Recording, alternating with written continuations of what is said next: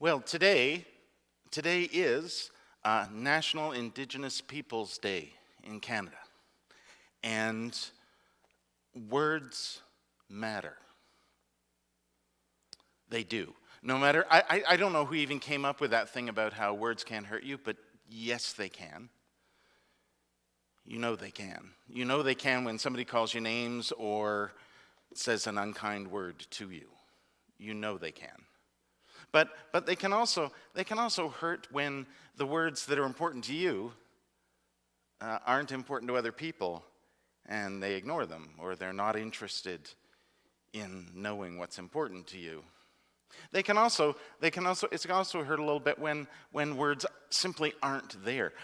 Let me tell you one of the things that I miss the most, that there's no one else in the church here, but, well, me and Graham, is I miss this part, the learning together. Because I miss there being kids here who are going to tell me really cool and wise and amazing things. Because we usually have like a conversation, and even if there is a story, we have a conversation about it, and they have the most interesting and cool things to say. So over the last little while, I've been sharing some stories, some books, and some of them have been really kind of funny. Mars Needs Moms, Walter, the farting dog, even Morris Micklewhite and his tangerine dress was a great story with a really important message. Today's story is not funny, but it's a good story. It is a very good story because it has hurt in it, and it has healing in it, and it has an awesome message. And it's all about words. It's called Stolen Words.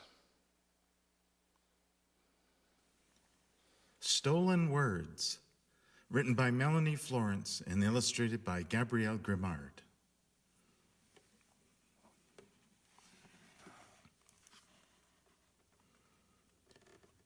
She came home from school today, skipping and dancing, humming a song under her breath, clutching a dream catcher she had made from odds and ends, bits of string, plastic beads, and brightly colored feathers. Her glossy braids danced against her shoulders, swaying with her, black as a raven's wing. "Grandpa," she asked, clutching his hand, spinning under his arm before dropping it again, "how do you say grandfather in Cree?" He stopped breathing for a moment. A lifetime to a 7-year-old. He looked down at her sadly. "I don't remember," he answered. "I lost my words a long time ago." A frown clouded her face. "How do you lose words, Grandpa?" she asked. "They took them away," he answered. She thought for a moment. "Where did they take them?" she asked.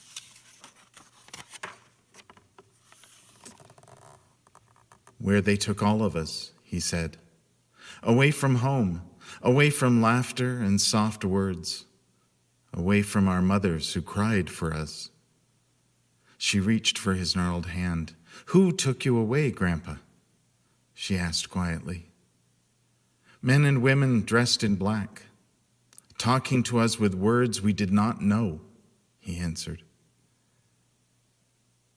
They reached home and sat on the stairs together.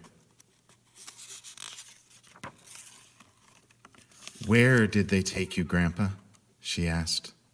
"Away to a school that was cold and lonely, where angry white faces raised their voices in their hands when we used our words," he answered.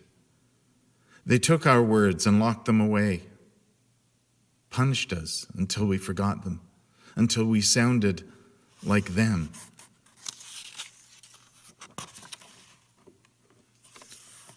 Harsh, sharp words, so different from the sound of our beautiful ones.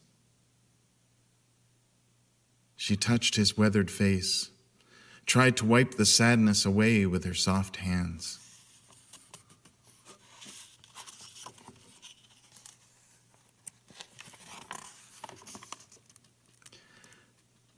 She looked down at her lap and handed him the dream catcher that she'd made for her room. "You take this, Grandpa," she said. "Maybe it will help you find your words again."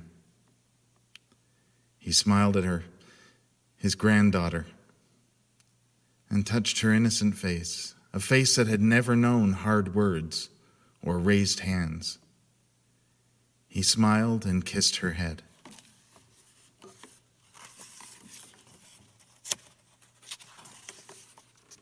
The next day, she skipped out of school again, smiling widely at her grandfather. She stopped in front of him and took a deep breath. "Tensei nimo-sam," she said. His eyes widened. She smiled brighter than the sun. "I found your words, Grandpa," she said. She pulled a tattered, well-worn paperback out of her book bag. "Introduction to Cree," it said. "My teacher helped me find this for you at the library."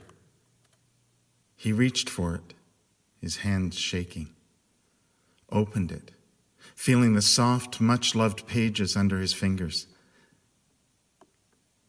"Nosim," he whispered. "Granddaughter." The word felt familiar in his mouth. It felt like his home, his mother.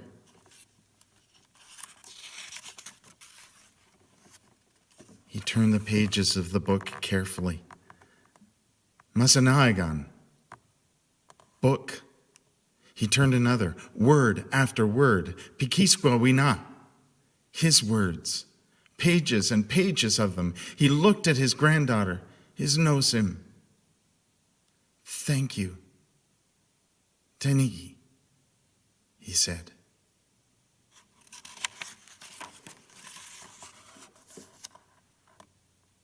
"Will you read to me?" she asked, taking his hand in hers and leading him home. "Will you teach me your words?" His heart danced as he nodded, holding the book against his chest.